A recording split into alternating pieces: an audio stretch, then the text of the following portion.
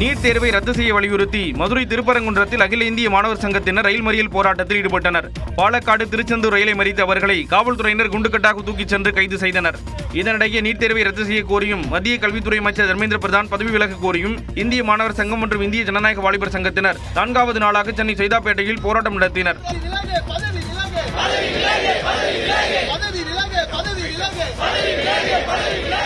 சென்னையில் போராட்டம் நடைபெற்று வரும் நிலையில் மெரினா கடற்கரைக்கு பொதுமக்கள் செல்ல தடை விதிக்கப்பட்டுள்ளது. உடைப்பாளர் சிலை முதல் கலங்கரை விளக்கும் வரை அனைத்து நுழைவுகளையும் மூடி காவல்துறையினர் பலத்த பாதுகாப்பு பணியில் ஈடுபட்டுள்ளனர். இதேபோல புதுச்சேரியிலும் இந்திய மாணவர் சங்கத்தினர் போராட்டம் நடத்தினர். துணைநிலை ஆளுநர் மாளிகையை அவர்கள் முற்றுகையிட முயன்றதால் தடுப்புகள் அமைத்து காவலர்கள் தடுத்து நிறுத்தினர்.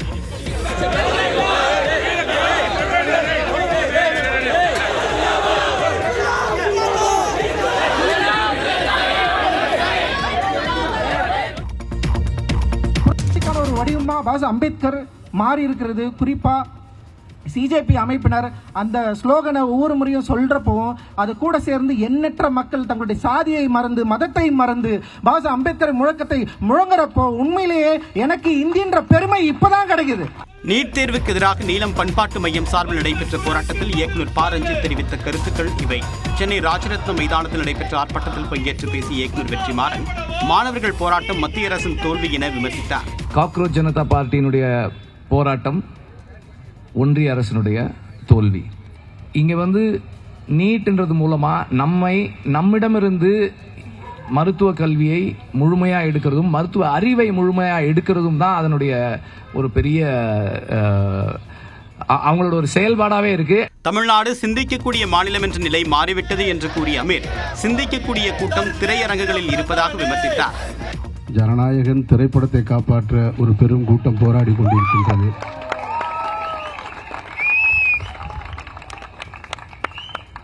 அந்த கூட்டம் இதைவிட பெரிய கூட்டமாக இருக்கலாம். ஆனால் இந்த கூட்டம் அவர்களை விட அறிவார்ந்த கூட்டம் என்பதை அவர்களுக்கு நான் சொல்லிக் கொள்கிறேன். ராகுல் காந்தியின் போராட்டத்தை ஆதரிப்பதாக கூறிய அமீர் காங்கிரஸ் ஆளும் கேரளாவில் மாணவர்களை தடுப்பது ஏன் என வினவினார். யார் அடிச்சாங்களா தலையில? போலீஸ்காரன் அடிச்சானா? எப்போ வச்சு அடிச்சான்? தலையில அடிச்சாங்களா? அடிச்சு வெட்டு வந்துட்டா உனக்கு? தூத்துக்குடியில் விசாரணைக்கு அழைத்து செல்லப்பட்ட நிலையில் உயிரிழந்த அருணாச்சலம் உயிரிழப்பதற்கு முன்பு பேசிய காட்சிகளே இவை. தூத்துக்குடியில் டாஸ்மாக் மதுபான பாரில் பணிபுரிந்து வந்த அருணாச்சலம் மதுபாட்டில்களை பதுக்கியதாக கடந்த 17ஆம் தேதி கைது செய்யப்பட்டார். தென்பாக்கம் காவல் நிலையத்தில் வைக்கப்பட்டிருந்த அருணாச்சலம் தலையில் பலத்த காயத்தோடு அரசு மருத்துவமனையில் சேர்க்கப்பட்ட நிலையில் காவல்துறையினர் தாக்கியதாக குற்றம் சாட்டியிருந்தார். யார் அடிச்சாங்களா தலையில? போலீஸ்காரன் அடிச்சானா? ஏழு அடிச்சாங்க. தலையில இந்த சூழலில் சிகிச்சை பலனளிக்காமல் அருணாச்சலம் உயிரிழந்த நிலையில் நீதி கோரி தூத்துக்குடி அரசு மருத்துவமனை முன்பாக உறவினர்கள் சாலை மறியல் போராட்டத்தில் ஈடுபட்டனர். உயிரிழந்த அருணாச்சலத்தின் தாய் மற்றும் சகோதரர்கள் தூத்துக்குடி மாவட்ட ஆட்சியர் விசு மகாஜனை நேரில் சந்தித்து உரிய விசாரணை நடத்த கோரி மனு அளித்துள்ளனர். 3 டாக்டர் வச்சு பண்ணணும், நீதித்துறை நடுவர் முன்னாடி வச்சு பண்ணணும், அடுத்து ஆர்டிஓவும் போடுறேன்னு இருக்காங்க, ஸ்பெஷல் டாக்டர் 3 பேர் போடுறேன்னு இருக்காங்க. கலெக்டர் சார் சொல்லியிருக்காப்புல பண்ணி வீடியோ பிடிச்சோட பண்ணி தரேன் இருக்காப்புல. தங்கள் நிபந்தனைகளுக்கு ஆட்சியர் முழு சம்மதம் தெரிவித்ததால் உடலை பிரேத பரிசோதனை செய்ய சம்மதித்துள்ளதாகவும் அருணாச்சலத்தின் சகோதரர் சுடலைமணி கூறினார். தூத்துக்குடியில் விசாரணை கைதி உயிரிழந்ததற்கு உடல்நலக் குறைவே காரணம் என மாவட்ட காவல்துறை விளக்கமளித்துள்ளது. இது தொடர்பாக வெளியிடப்பட்டுள்ள செய்திக்குறிப்பில் தூத்துக்குடி அமுதா நகரைச் சேர்ந்த அருணாச்சலம் 120 மது பாட்டில்களை சட்டவிரோதமாக வைத்திருந்ததாக கைது செய்யப்பட்டதாகவும் அவரை நீதிமன்றத்தில் ஆஜர்படுத்த தேவையான உடற்தகுதியுடன் இருப்பதாக மருத்துவக் கல்லூரி மருத்துவர் சான்றளித்ததாகவும் தெரிவிக்கப்பட்டுள்ளது. மருத்துவ பரிசோதனைகளுக்கு பின்னான சட்ட நடவடிக்கைகள் மேற்கொள்ளப்பட்டதைத் தொடர்ந்து லாக்கப்பில் மற்ற கைதிகளுடன் அடைக்கப்பட்ட அருணாச்சலம் திடீரென மயங்கி விழுந்து அங்கிருந்த சிசிடிவியில் பதிவாகியுள்ளதாகவும் தெரிவிக்கப்பட்டுள்ளது.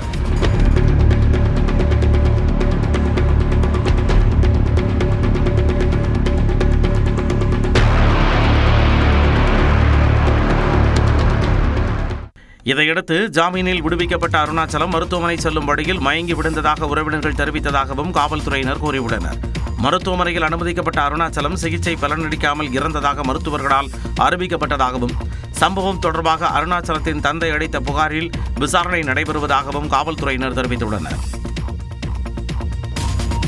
திருச்சி அரசு மருத்துவமனையில் சிகிச்சை பெற்று வரும் மூதாட்டியின் கால் விரலை எலி கடித்த சம்பவம் அதிர்ச்சியை ஏற்படுத்தியுள்ளது. திருச்சி மாவட்டம் பொன்மலை அருகே உள்ள ஆலத்தூர் கிராமத்தைச் சேர்ந்த தமிழ்குடி என்ற 60 வயது மூதாட்டிக்கு கால் மூட்டு பாதிப்பு ஏற்பட்டது. இதனால் திருச்சி மகாத்மா காந்தி நினைவு அரசு மருத்துவமனையில் அனுமதிக்கப்பட்ட அவர் ஒரு வாரமாக சிகிச்சை பெற்று வருகிறார். அவர் சிகிச்சை பெற்று வரும் வார்டில் எலி தொல்லை அதிகமாக இருந்த நிலையில் அதிகாலையில் மூதாட்டி தமிழ்குடி உறங்கிக் கொண்டிருந்த போது அவரது கால் கட்டை விரலை எலி கடித்ததாக கூறப்படுகிறது. எலி கடித்ததில் மூதாட்டியின் கால் கட்டை விரல் பலத்த சேதமடைந்திருந்தது. தகவல் அறிந்து சென்ற மருத்துவர்கள் மூதாட்டிக்கு தடுப்பூசி செலுத்தி சிகிச்சை அளித்தனர். தமிழ்குடிக்கு சர்க்கரை நோய் இருப்பதால் அவரது கால் வீக்கமடைந்து உணர்வின்றி இருந்ததாகவும் இதனால் உறக்கத்தில் இருந்த தமிழ்குடிக்கு எலி கடிப்பது சிறிது நேரம் தெரியவில்லை என்றும் அவரது மகன் விஜயகுமார் கூறினார். அரசு மருத்துவமனையை முறையாக பராமரிக்காததால் சர்க்கரை நோய் இருக்கும் தனது தாய்க்கு பாதிப்பு ஏற்பட்டுள்ளது என குற்றம் சாட்டியுள்ள விஜயகுமார் இந்த சம்பவத்திற்கு மருத்துவமனை நிர்வாகம் முழு பொறுப்பையும் ஏற்க வேண்டும் என்று வலியுறுத்தியுள்ளார். தமிழ்நாட்டின் அரசியல் களத்தை பரபரப்பாக்கிய செய்திகளை தற்போது பார்க்கலாம். தூத்துக்குடியில் விசாரணைக்காக அழைத்து செல்லப்பட்ட அருணாச்சலம் என்ற இளைஞர் காவலர்களின் தாக்குதலுக்கு ஆளாகி உயிரிழந்திருப்பது வேதனை அளிப்பதாக எதிர்க்கட்சித் தலைவர் உதயநிதி தெரிவித்துள்ளார். காவல்துறைக்கு பொறுப்பு வைக்கக்கூடிய முதலமைச்சர் கடும் நடவடிக்கைகளை எடுக்காமல் மௌனம் காப்பதால் இத்தகைய சம்பவங்கள் தொடர்வதாக குற்றம் சாட்டியுள்ள உதயநிதி மகனை இழந்து கண்ணீர் வடிக்கக்கூடிய அருணாச்சலத்தின் குடும்பத்திற்கு திரைப்படத்தை பார்த்து கண்ணீர் வடித்துக் கொண்டிருக்கக்கூடிய இந்த ஆட்சியாளர்கள் என்ன பதில் வைத்திருக்கிறார்கள் என்றும் கேள்வி எழுப்பியுள்ளார். தாவேக் அரசு பொறுப்பேற்றதிலிருந்து காவல் மரணங்களும் குதிரை வேகத்தில் அதிகரிப்பது கடும் கண்டனத்திற்குரியது என்று அதிமுக பொதுச் செயலாளர் எடப்பாடி பழனிசாமி தெரிவித்துள்ளார். மடப்புரம் அஜித்குமார் மரணத்தின் போது சாரி வேண்டாம் நீதி வேண்டும் என்று பதாகை பிடித்த இன்றைய முதலமைச்சர் தனது ஆட்சியில் நடைபெறக்கூடிய தொடர் காவல் மரணங்களுக்கு என்ன பதில் வைத்துள்ளார் என்று வினவியுள்ளார். இதேபோல நாகர்கோவில் சிறை கைதி சபரிநாதன் இறந்த பதற்றம் தீரும் முன்பே இன்னொரு விசாரணை கைதி மர்மமான முறையில் உயிரிழந்திருப்பதை தாங்கிக் கொள்ள முடியவில்லை என்று பாமக தலைவர் அன்புமணி தெரிவித்துள்ளார். கைதி அருணாச்சலத்தின் உயிரிழப்பு குறித்து சிபிஐ விசாரணைக்கு அரசு ஆணையிட வேண்டும் என்றும் அன்புமணி வலியுறுத்தியுள்ளார். முதலமைச்சர் விஜயின் திரைப்பயணத்தின் கடைசி படம் ஜனநாயகன் என்பதால் திரையரங்கிற்குள் திரையில் விஜயை கண்டதும் அமைச்சர்களும் தாவேகா நிர்வாகிகளும் உணர்ச்சி வசப்பட்டு கண்ணீர் விட்டு அழுதனர். சென்னை ரோஹிணி திரையரங்கில் படம் பார்த்துவிட்டு வெளியேறிய பொழுது அமைச்சர் என் ஆனந்த் கண் கலங்கினார். புதுக்கோட்டையில் அமைச்சர் முகமது பர்வேஸ் தியேட்டருக்குள் அமர்ந்து கண்ணீர் விட்டு அழுது கொண்டே படத்தை பார்த்தார். கோவை காந்திபுரத்தில் உள்ள கங்கா திரையரங்கில் படம் பார்த்த அமைச்சர் சம்பத்குமார் படம் முடியும் தருவாயில் மனம் உடைந்து கண் கலங்கினார். இதேபோல் கோவையில் அமைச்சர் விக்னேஷ் கண் கலங்கியபடி ஜனநாயகன் படம் பார்த்தார். கரூரில் மேற்கு மாவட்ட செயலாளர் மதியழகன் திரையில் விஜய் தோன்றிய முதல் காட்சியிலேயே தேம்பி தேம்பி அழத் தொடங்கினார். அரசு தமிழ்நாடு அரசு ரொம்ப வருத்தமான ஒரு செய்தி. ஜனநாயகம் ஒரு படத்துக்கு ஜனநாயகமே இல்லாம எல்லா மந்திரி இன்னைக்கு தியேட்டர்ல போய் உட்கார்ந்துருக்காங்க. ஒருத்தர் தேம்பி தேம்பி அழுதுறாரு. நான் யாரோ பக்கத்துக்கு இருந்தவங்க யாராவது எதுவும் நடந்து போச்சோ என்னதோ ஏதோன்னு பார்த்தா, ஏன்னா அவர் இனிமேல் நடிக்க மாட்டாரா, அதனால தேம்பி தேம்பி அழுதாரு. அதை 20-30 பேர் படம் எடுத்து போட்டுட்டு இருக்காங்க. ஜனநாயகன் திரைப்படம் பார்த்து அமைச்சர்கள் எழுதுவது குறித்து தமிழ்நாடு பாஜக தலைவர் நயினா நாகேந்திரன் வைத்த விமர்சனமே இது. சென்னையில் செய்தியாளர்களை சந்தித்தவர் ஜனநாயகன் படம் குறித்து சபாநாயகர் ஜேசிடி பிரபாகர் கூறிய கருத்துக்களையும் விமர்சித்தார். ஒருத்தர் திரும்பி திரும்பி அழுதார். அவர் பேர் கல்லானை, இன்னொரு அமைச்சர் பர்வேஸ், அப்புறம் சபாநாயகர், நம்முடைய மாண்புமிகு சபாநாயகர். அவர் சொல்றார், உலகம் சுற்று வாழ்வன் திரைப்படத்துக்கு பிறகு நான் பார்த்த முதல் படம் இந்த ஜனநாயகன். ரொம்ப முக்கியம், ரொம்ப அவசரம். இன்னைக்கு என்ன சனிக்கிழமை ஞாயிற்றுக்கிழமையா லீவாயா? இன்னைக்கு ஒர்க்கிங் டே. எம்ஜிஆர் ஜெயலலிதா உள்ளிட்டோர் சினிமாவிலிருந்து வந்து முதலமைச்சரான போது கூட இப்படி நடந்ததில்லை என்றும் அவர் கூறினார். நீங்க சினிமா தேட்டர்ல அவ்வளவு அமைச்சர் போய் படம் பார்த்துட்டு இருக்காங்கன்னா ஓட்டு போட்ட பெரியவர்களை பார்த்து தான் நான் கேட்கணும். என்ன சொல்ல முடியுதா? யார்கிட்ட போய் சொல்ல முடியும்? எவ்வளவு நாடு எவ்வளவு மோசமான நிலைமை போயிருக்கிறது. புரட்சித்தில் எம்ஜிஆர் இருந்தாங்க, புரட்சியில் அம்மா இருந்தாங்க.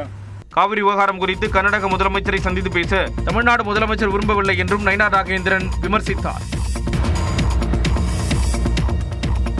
காவிரி நீரை பெறவும் மேகதாது அணைக்கு எதிரான தீர்மானத்தை பிரதமரிடம் நேரில் கொடுக்கவும் முதல்வருக்கு ஏன் பயம் என திமுக தலைவர் மு க ஸ்டாலின் வினவியுள்ளார். இது தொடர்பாக அவர் வெளியிட்டுள்ள அறிக்கையில், குறுவையும் பாதித்து சம்பா சாகுபடியும் கேள்விக்குறியாகும் பேராபத்தில் காவிரி டெல்டா விவசாயிகள் இருப்பதாகவும், நெருக்கடியான சூழலில் முதலமைச்சரும் நீர்வளத்துறை அமைச்சரும் வாய் திறந்து பேசாததும், ஒட்டுமொத்த காவிரி டெல்டாவின் பிரச்சினையில் அரசு மௌனம் காப்பதும் அதிர்ச்சி அளிப்பதாக கூறியுள்ளார். ஏற்கனவே முழுக்கடன் தள்ளுபடி செய்யாமல் விவசாயிகளை அரசு ஏமாற்றிவிட்டதாக விமர்சித்துள்ள மு.க.ஸ்டாலின் மேகதாதுவில் அணை கட்டுவதை எதிர்க்க சட்டமன்றத்தில் நிறைவேற்றிய தீர்மானத்தை பிரதமரிடம் கொடுக்க நேரமில்லாமல் முதல்வர் இருப்பதாகவும் கூறியுள்ளார். தமிழ்நாட்டிற்கு காவிரி நீரை தர மறுக்கும் கர்நாடக அரசையும் தட்டி கேட்க முடியாமல் முதல்வர் தவிப்பதாகவும், விவசாயிகள் வாழ்வாதார பிரச்சனையை விட வேறு என்ன பிரச்சனையில் அரசு கவனம் செலுத்திக் கொண்டிருக்கிறது என்றும் மு.க.ஸ்டாலின் கேள்வி எழுப்பியுள்ளார். முதலமைச்சர் விஜய் உடனடியாக தனது மௌனத்தை கலைத்து கர்நாடகத்திலிருந்து காவிரி நீரை பெற போர்க்கால நடவடிக்கையில் ஈடுபட வேண்டும் என்றும், விவசாயிகளுக்கு உடனடியாக புதிய நிவாரண தொகுப்பினை அறிவித்திட வேண்டும் என்றும் மு.க.ஸ்டாலின் வலியுறுத்தியுள்ளார்.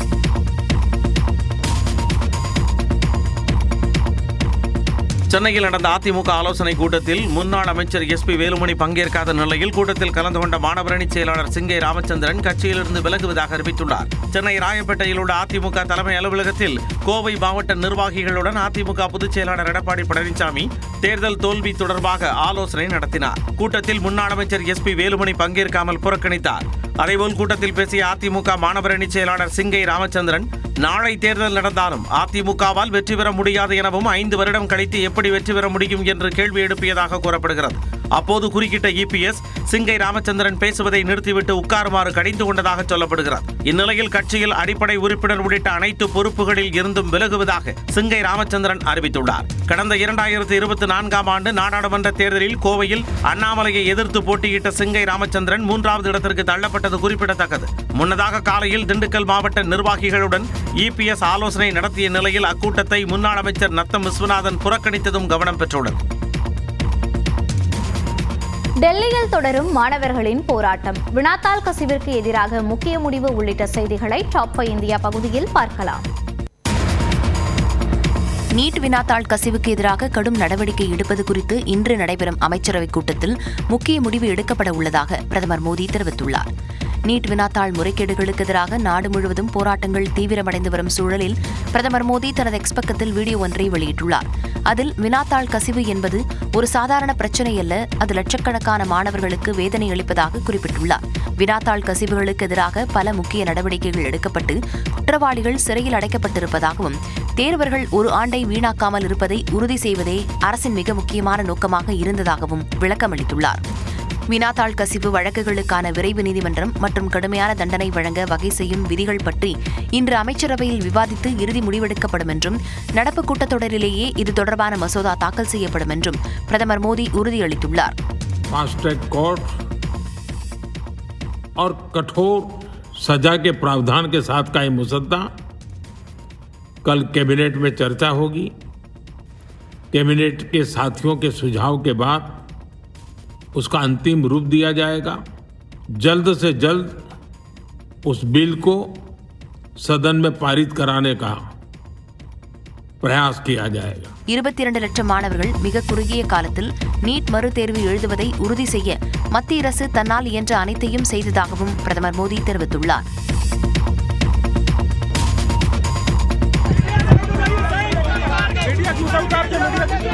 மாணவர்கள் போராட்டத்திற்கு ஆதரவாக மக்களவை எதிர்க்கட்சித் தலைவர் ராகுல் காந்தி தலைமையிலான இந்தியா கூட்டணி எம்பிக்கள் காந்தி நினைவகம் நோக்கி பேரணியாக சென்றனர்.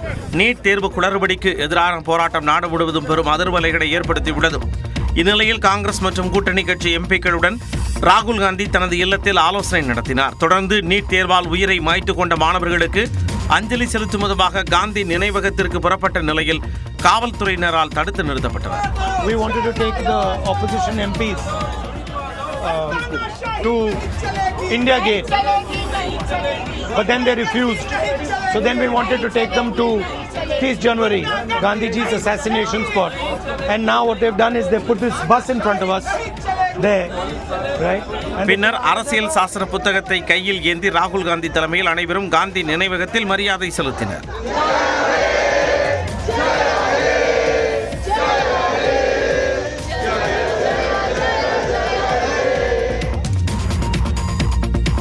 நீட் தேர்வு வினாத்தாள் மோசடிக்கு பொறுப்பேற்று மத்திய கல்வி அமைச்சர் தர்மேந்திர பிரதான் பதவி விலக வலியுறுத்தி தொடர்ந்து 26 நாட்கள் உண்ணாவிரதமிருந்த கல்வியாளர் சோனம் வாங்சுக் போராட்டத்தை கைவிடுவதாக அறிவித்துள்ளார். குருகிராமில் சோனம் வாங்சுக் அனுமதிக்கப்பட்டுள்ள மேதாந்தா மருத்துவமனைக்கு மத்திய அமைச்சர்கள் ஜே.பி. நட்டா மற்றும் ஜிதேந்திர சிங் ஆகியோர் சென்று நலம் விசாரித்தனர். அப்போது மத்திய அரசு சார்பில் முக்கிய வாக்குறுதிகள் அளிக்கப்பட்டதை ஏற்று உண்ணாவிரதத்தை முடித்துக் கொள்ள ஒப்புக்கொண்டுள்ளார்.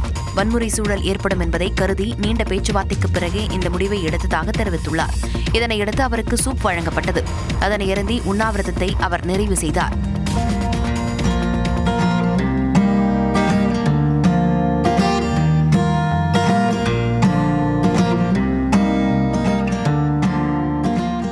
சோனம் வாங்சுக் உண்ணாவிரதத்தை முடித்துக் கொண்டதை பிரதமர் மோடி வரவேற்றுள்ளார். மருத்துவர்களின் அறிவுறுத்தல்களை பின்பற்றவும் கேட்டுக் கொண்டுள்ளார். முன்னதாக பல்வேறு அரசியல் கட்சிகளைச் சேர்ந்த 65 நாடாளுமன்ற உறுப்பினர்கள் தன்னை நேரில் சந்தித்தும் கடிதங்கள் மூலமாகவும் உண்ணாவிரதத்தை கைவிடுமாறு வலியுறுத்தியிருந்ததாக வாங்சுக் தெரிவித்தார். நீட் தேர்வு குறித்த விவாதத்திற்கு எந்த நிபந்தனையும் விதிக்கக்கூடாது என்று மத்திய அமைச்சர் கிரண் ரிஜிஜு வலியுறுத்திய நிலையில் தர்மேந்திர பிரதான் பதவி விலகினால்தான் விவாதத்தை நடத்த விடுவோம் என்று மல்லிகார்ஜுன கார்கே திட்டவட்டமாக தெரிவித்துள்ளார். தேர்வு முறைகேடு விவகாரம் தொடர்பாக நாடாளுமன்ற அவைகளை நடத்த விடாமல் எதிர்க்கட்சி உறுப்பினர்கள் தொடர் அமளியில் ஈடுபட்டு வருகின்றனர். 4வது நாளாக இரு அவைகளும் முடங்கிய நிலையில் விவாதிக்க அரசு தயாராக இருப்பதாக மக்களவையில் நாடாளுமன்ற விவகாரத்துறை அமைச்சர் கிரண் ரிஜிஜு தெரிவித்தார்.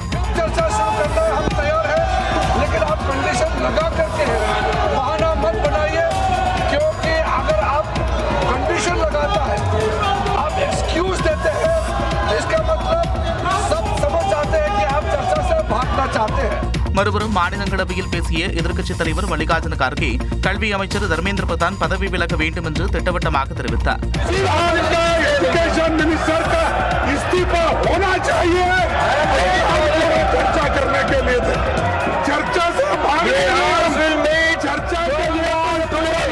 தொடர் அமளியை அடுத்து 2 அவைகளும் நாள் முழுவதும் ஒத்திவைக்கப்பட்டன. 3, 2, 1, now. Taken off.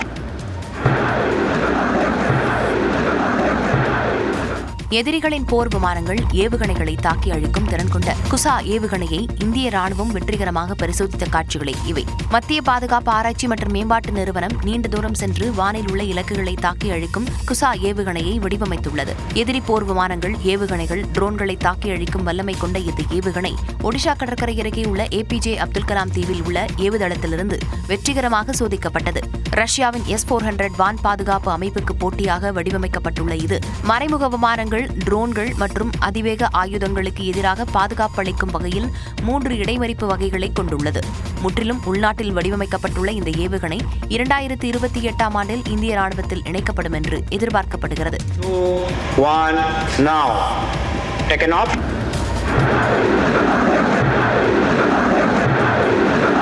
3, 2, 1, now. Taken off. Kusha ஏவுகணை சோதனையின் வெற்றி இந்திய பாதுகாப்பு ஆராய்ச்சி மற்றும் மேம்பாட்டில் ஒரு முக்கிய மைல்கல்லாக அமைந்திருப்பதாக மத்திய பாதுகாப்புத்துறை அமைச்சர் ராஜ்நாத் சிங் தனது எக்ஸ் பக்கத்தில் பெருமிதம் தெரிவித்துள்ளார். மேலும் வான் பாதுகாப்பு அமைப்புகளுக்காக இறக்குமதியை சார்ந்திருப்பது தவிர்க்கப்படும் என்றும் ராஜ்நாத் சிங் நம்பிக்கை தெரிவித்துள்ளார்.